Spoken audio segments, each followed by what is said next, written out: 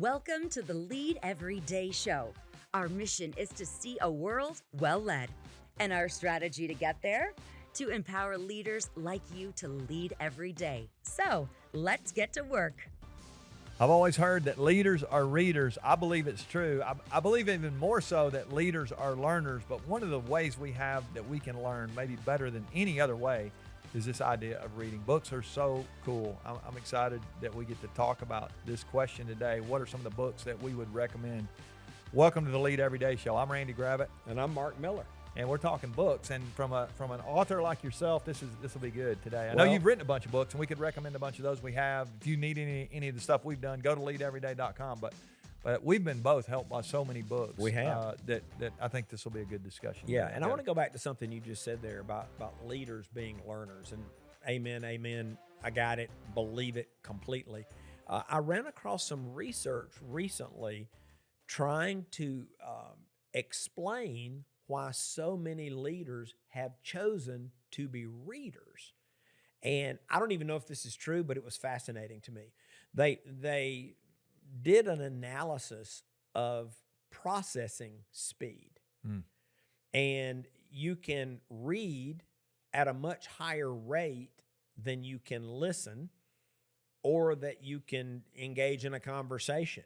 And so you're getting more information. The theory is that most leaders have gravitated toward reading because it's the most efficient way to consume information. Yeah, that's great. So I think maybe it's not the most effective, depending on the temperament or the wiring of the individual. But they said most people can double their reading speed with almost no effort. Yeah, well, we talked about it a few episodes ago where, Howard Hendricks, remember, read 30 minutes and think 30 minutes. I think there's something about reading, to me, this is just for me, where it's usually a place of quiet. I mean, there's more chances. Fewer distractions. There are fewer distractions, all that stuff that we talk about.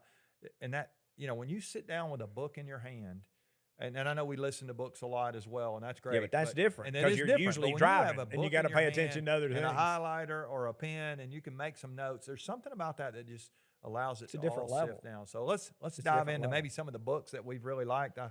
Let's just take the last few years. I mean, we've read lots of books over our lives, and I try to read a bunch of them every year. I'm on track this year I've got them going here. I've been reading a few books every month, so it's been good. Me as I'm well. excited. My wife's got her goal. She's reading, and it's good. I know your wife's a big reader as well.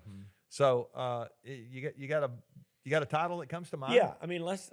Somebody's looking for a book to read. We both have several. Where would we start? This won't surprise you at all.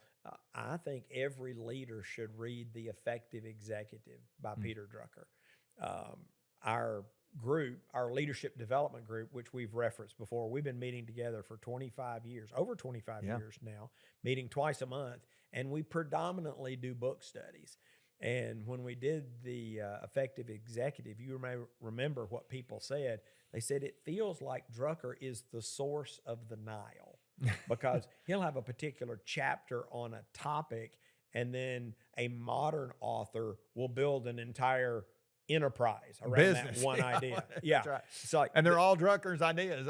He 60 years ago, he was talking about all the stuff we're talking about. The river today. flows from Peter Drucker. The river flows from Peter Drucker. So I would say The Effective Executive is probably first on my list. But let me say this. Even as we share this list, I think you've got to be discerning, and you got to use some judgment, because in the topic of leadership, there's so much ground to cover.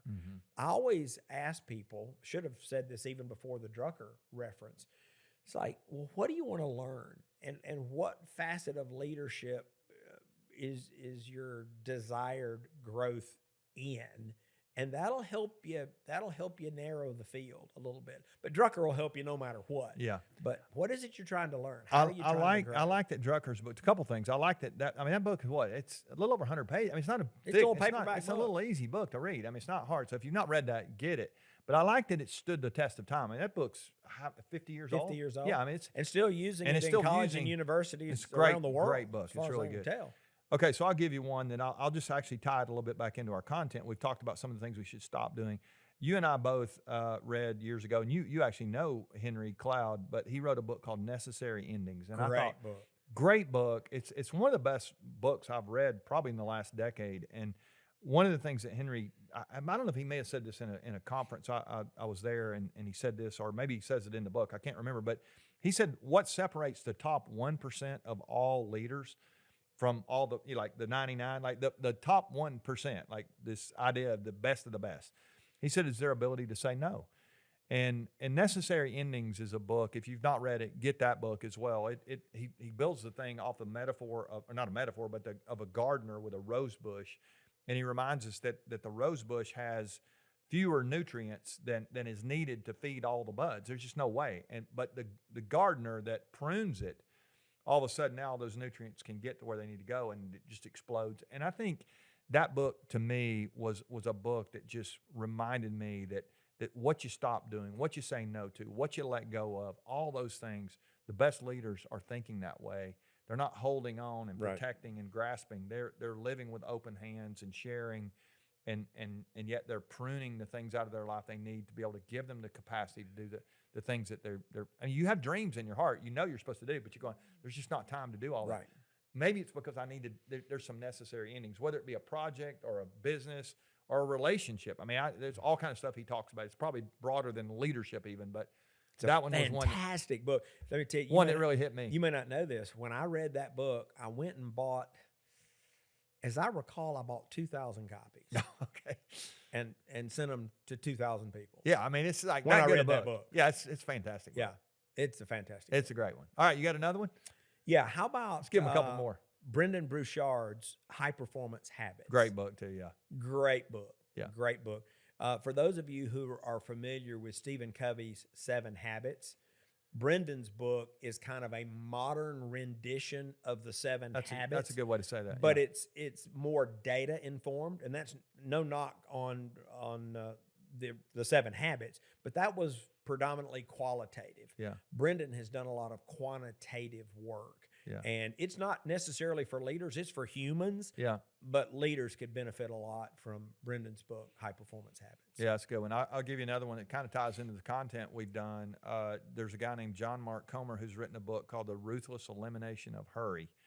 And it was just, that one hit me. When I read that, it was COVID had just started, and it was like this total, like, what's going on? And then I read this book, and it just reminded me, like, okay, the world's going to be okay. And I've got to, it's good. I need to get some of this speed out of my life and dial it back a little bit. That is a great book. And that was a good one for me to read as well. You got one more here before we go? No, I got 2 more. I'll do it quick. Give them both. Insanely Simple by Ken Segall. That's a good one, yeah. He used to work with Steve Jobs. And here's the premise.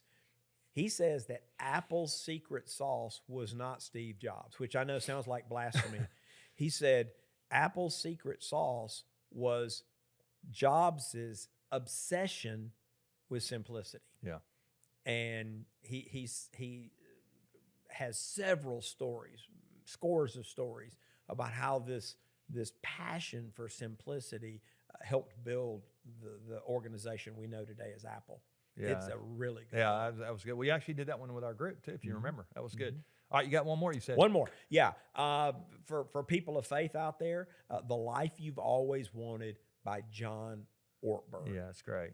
I think the subtitle is Spiritual Disciplines for Ordinary People.